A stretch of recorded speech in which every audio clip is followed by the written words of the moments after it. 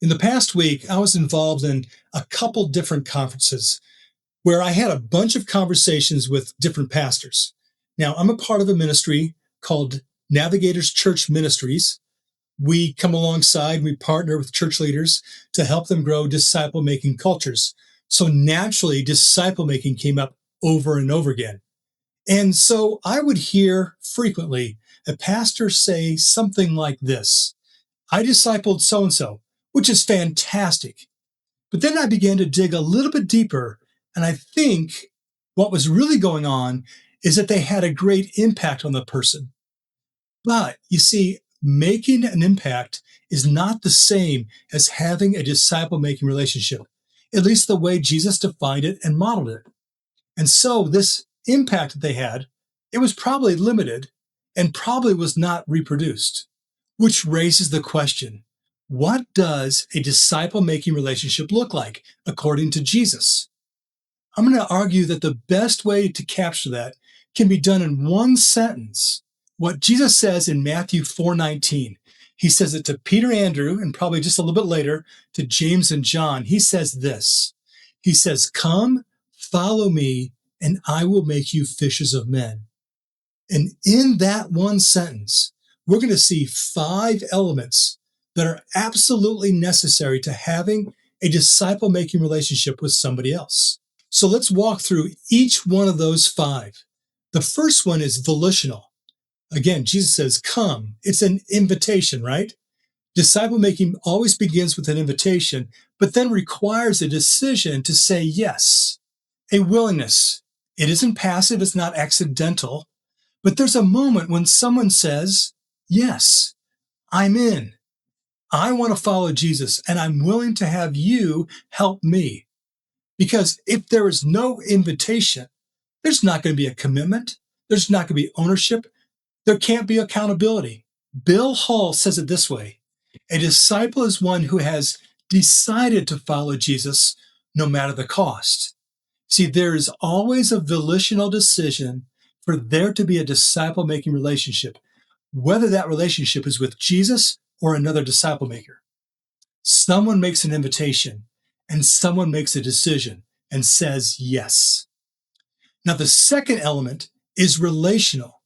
Again, Jesus says, come, follow me. Disciple making is life on life. It's not a program. I was at the Exponential Conference just a couple months ago. Dave Ferguson said this. He said, disciples are not made in rows, but in circles. This is being spoken of by a preacher. Now, absolutely, what happens in rows is important. The proclamation of the word needs to happen in everybody's life. But that's going to miss out on the personal, the intimate, the relational aspect of a disciple-making relationship, especially in the larger context. And you see, Paul understood this. I love what he says in 1 Thessalonians 1:8. It's just right there. It grabs a hold of the need for relationship in the context of making disciples. Paul says it this way: so, being affectionately desirous of you, we were ready to share with you not only the gospel of God, but our own selves, because you had become very dear to us. Robert Coleman, in the Master Plan of Evangelism, he says this. He says his concern, referring to Jesus, was not with programs to reach multitudes, but with men whom the multitudes would follow. Jesus' approach to making disciples was always a relational approach. It always ended with life on life. All right, let's talk about the third element. It's intentional. Come, follow me, and I will. See, there's intentionality behind that. Jesus had a plan. He had a purpose. He had direction. He called men to himself, and he knew where he was taking them. He even references this in John chapter 17, verse 4. It's in his high priestly prayer. But this is what he says: I glorified you on earth, having accomplished the work that you gave me to do. Now, he had not yet gone to the cross. But what is the work that he is talking about? It was the intentional pouring of his life into his disciples. Once again, disciple making is not random. It's not accidental. It's not occasional. It's not haphazardly. It is intentional. So this is probably a good time for me to define what disciple making is. Discipleship.org pulled together a number of leading experts on making disciples and came up with this definition, which is very helpful. Disciple making is entering into relationships to intentionally, you hear it? Intentionally help people follow Jesus, be changed by Jesus, and join the mission of Jesus, resulting in disciples who make disciples who make disciples. And so now Coleman challenges us with this thought. We must decide where we want our ministry to count, in momentary applause of popular recognition, or in the reproduction of our lives in a few chosen people. That's going to require intentionality. And if you are a pastor and you want a disciple-making church and culture, you're going to have to regularly say no to the good to say yes to the best. Okay, let's talk about the fourth. Come, follow me, and I will make you. You see, this is God's will for every believer, transformation. Romans 8:29 says it this way, for those whom he foreknew, he also predestined to be conformed to the image of his Son. Disciple making changes our identity, it changes our character, our purpose, everything. It's not just about Bible knowledge. It's not just transferring information from one person to another. It's becoming different.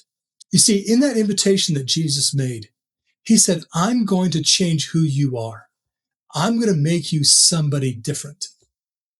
Dan Spader said it this way. He said, Jesus had a clear plan for developing his disciples, and that plan was for them to become like him.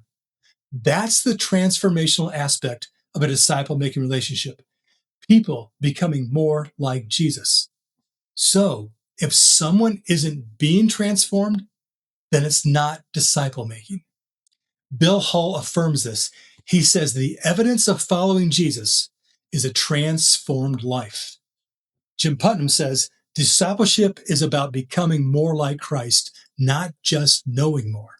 Now, what is interesting is that I have found that very few churches operate with what I would call a clear picture of a disciple, a definition of what they're hoping people will be transformed into.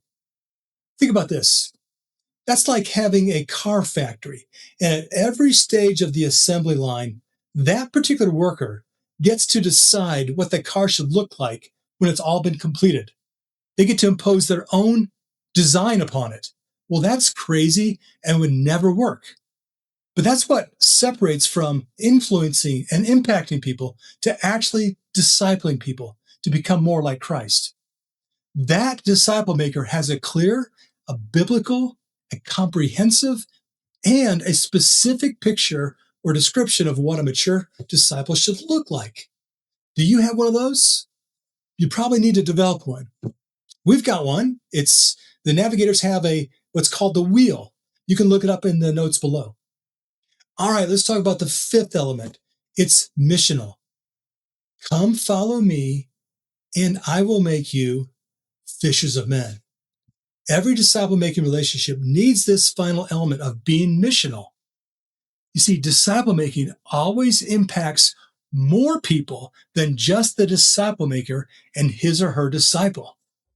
Jesus has made this mission clear, to make disciples of all nations. And so, disciple making will always result in more people becoming a disciple of Jesus, growing as a disciple of Jesus, and become disciple makers of Jesus. So if your discipling doesn't lead to that mission, that whole complete mission, then it's incomplete. A.B. Bruce said in the Training of the 12, Jesus trained men to reach the world. That's our mission. All right, let's take a look at it one more time. Come, that's volitional. Follow me, that's relational. And I will, that's intentional. Make you, that's transformational. Fishers of men, that's missional. This is disciple making. And if any of those five elements are not present, it may be meaningful. You might be making a great impact, but it's not fully what Jesus modeled.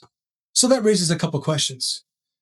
I'm interested to find out what is commonly missing from these 5 in your experience, or what maybe is missing from your disciple making relationships. Please comment below. I'd love to hear. Okay, so now maybe what you're thinking is this: I would love to invite someone into this kind of relationship. How do I do that? Well, check out this video next. And until then, let's make disciples.